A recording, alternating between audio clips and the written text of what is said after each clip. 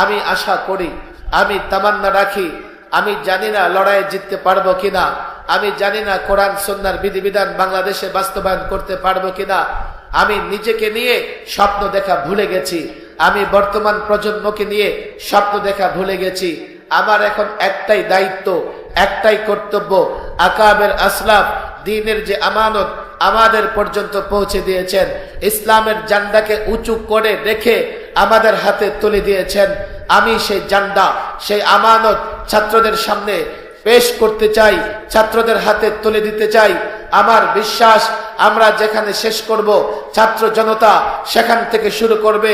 এই প্রজন্মের আলেম ওলামা, ছাত্র ভবিষ্যতে যারা দেশ জাতির নেতৃত্ব দেবে, মাদ্রাসার দায়িত্ব নেবে, আলেম হবে, মুফতি হবে, মুহাদ্দিস হবে। আমি স্বপ্ন দেখি, আল্লামা মুফতি আমিনী স্বপ্ন দেখতেন। আজকে অবাক হই, 1 ডজন বিক্রি হয়ে যায় 10 টাকায়, ডিমের বিরিয়ানি খেয়ে বিক্রি হয়ে যায়, কারো হাসি মুখ দেখে বিক্রি হয়ে যায়।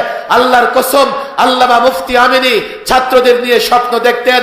আমিও ছাত্রদের নিয়ে স্বপ্ন দেখি।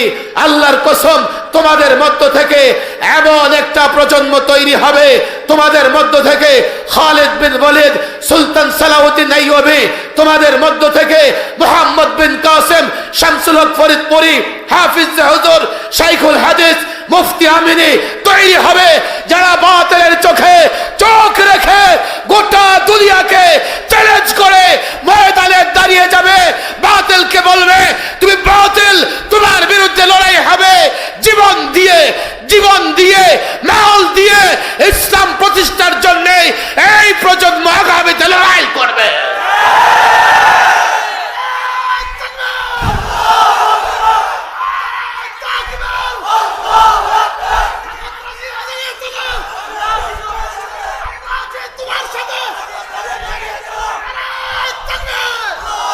আমাদের ছাত্ররা বুঝে না, তারা নিজেদেরকে হীনমন্য মনে করে, তারা মনে করে আমাদের দ্বারা কিছু হবে না।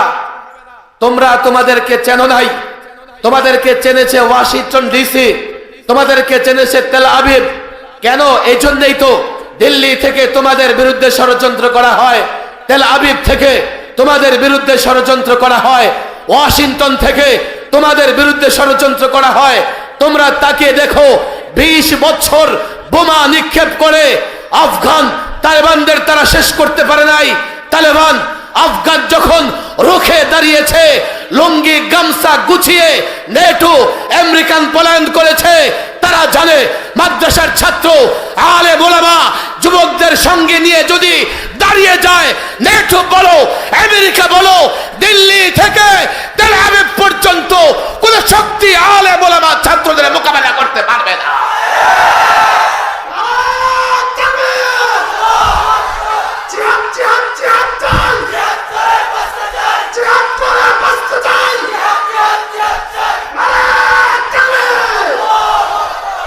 আমি ছাত্রদের বলি, প্রস্তুতি নাও, আগামী বিশ্বের নেতৃত্ব তোমরাই দিবে ইনশাআল্লাহ।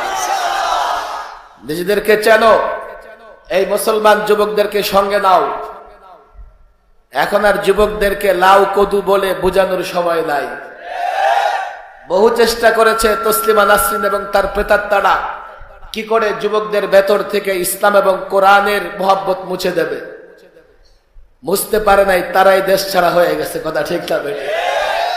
বাংলাদেশের যুবকদের হাড় আমি টাচ করে দেখেছি, আমি কারাগারেও দেখেছি, সারা বাংলাদেশে দেখেছি। ইঞ্চি ইঞ্চি ভ্রমণ করে মুসলিম যুবকদের হাড় টাচ করে আমি দেখেছি।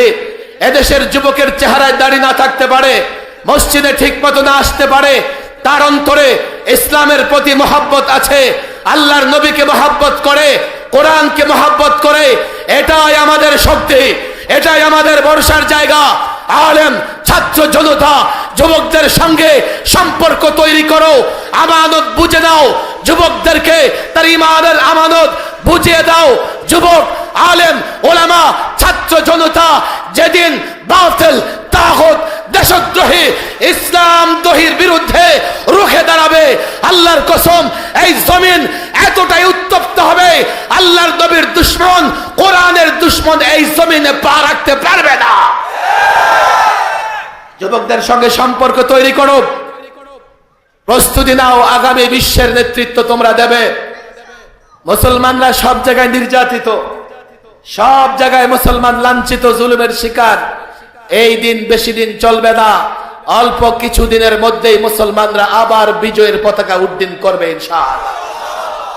নিজেদেরকে তো বুঝতে হবে, প্রস্তুতি নিতে হবে। কোন খ্যাকশিয়ালের আওয়াজ শুনে আর পেঁচার ব্যক্তি দেখে ভয় পেয়ে ঘরে ঢুকলে হবে না। আল্লাহ তাবারক ওয়া তাআলা এই আলেম ওলামা ছাত্র জনতা থেকে কবুল আর মঞ্জুর করে নেন। এই মাদ্রাসা অত্যন্ত একটু ঘুষানো সুন্দর একটা মাদ্রাসা, যিনি প্রতিষ্ঠা করেছেন। আমি আবারও বলি, মাদ্রাসার আসাদে একরাম ছাত্রদেরকেও বলি, আমার সঙ্গে বড় গভীর সম্পর্ক ছিল, আত্মীয়তার সম্পর্কের আগে থেকেই। লালবাগে যখন পড়েছেন, এরপরে কুমিল্লায় যখন আলেম ওলামাদের নিয়ে কাজ করতেন, তখন থেকে আমার মাওলানা ওবায়দ ভাইয়ের সাথে সম্পর্ক, এরপরে আত্মীয়তার সম্পর্ক, আর এখন তার ছেলেদের সঙ্গে সম্পর্ক। আমি প্রায় কুমিল্লা আসলে তার ইতিহাস অবদান আমি স্মরণ করি। আপনারা তার জন্য দোয়া করবেন, এই মাদ্রাসার জন্য দোয়া করবেন। পরিচালক মারগুব সাহেব, তার জন্যও দোয়া করবেন। বয়স কম, আল্লাহ চাইলে তাকে দিয়েও এই প্রতিষ্ঠানের সুন্দর খেদমত দিতে পারেন। কথা ঠিক না বেঠিক? ইতিহাস আমাদের আছে, মোহাম্মদ বিন কাসিম 17 বছর বয়সে দিল্লি জয় করে গেছে, ইতিহাস আছে। আল্লাহ তাবারক ওয়া তাআলা যেন তার ভেতরে হিম্মত এবং সাহস পরিপূর্ণ করে দেন, মাদ্রাসা পরিচালনা করতে পারেন, আরো দিন দিন মাদ্রাসাকে উন্নতি করতে পারেন। দোয়া করবেন। যেহেতু আপনারা বসে আছেন, এই যে আপনাদেরকে বসতে দেখতেছি না, মাঝে মধ্যে আমি ভীত হয়ে যাই, ভয় পেয়ে যাই। মাঝে মধ্যে আমি ভয় পেয়ে যাই, পেঁচার ভেচকি দেখলে ভয় পেয়ে যাই। কিন্তু যখন মাহফিলে যাই, আমার নিজের ঈমান তাজা হয়ে যায়। এই যে আপনারা বসে আছেন, আমি তেমন কোনো আলোচক না, বক্তাও না। আমি দেশ ইসলামের প্রয়োজনে কিছু কথা বলি। আপনারা বসে আছেন মানে আমার অবস্থানকে আপনারা সমর্থন করতেছেন। এটা আমার জন্য হিম্মতের, এটা আমার জন্য সাহসের। আমি ইসলাম বিরোধী শক্তি, নাস্তিক, মুরতাদ, পৌত্তলিক, মুশরিক, কাফের, বেঈমান, দেশদ্রোহী, ইসলাম বিরোধী, দেশ বিরোধী শক্তির বিরুদ্ধে যতটা শক্তি নিয়ে কথা বলতাম, আপনাদের এই সমর্থনের কারণে আমি আরো দৃঢ় মনোবল নিয়ে আগের চাইতে বেশি শক্তি নিয়ে কথা বলবো ইনশাআল্লাহ। এটাই আমি মনে করি আমার প্রতি আপনাদের সমর্থন। অনেক ছাত্র এখানে আছে, ম্যাক্সিমাম তো ছাত্র। দেখো, আমি ছাত্রদেরকে নিয়ে বড় স্বপ্ন দেখি। আমি জানি না ছাত্ররা আমার কথাটা বুঝবে কিনা। আমি আমার নিজের অনেক ব্যর্থতার জায়গা দেখি। আমার ভয় হয় আমি হয়তোবা ব্যর্থই থাকবো, সফল হতে পারবো না। তবে ছাত্রদের নিয়ে আমি স্বপ্ন দেখি, তারা ইনশাআল্লাহ যেই জান্ডাকে বাংলাদেশের মাটিতে এর আগে পাকিস্তান পিরিয়ডে, ব্রিটিশ আমলে ওলামায়ে দেওবন্দ, তাদের পূর্বসূরি, তাদের উত্তরসূরিরা ইসলামের যে জান্ডাকে ধারাবাহিক উঁচু করে আমাদের হাত পর্যন্ত পৌঁছে দিয়েছেন,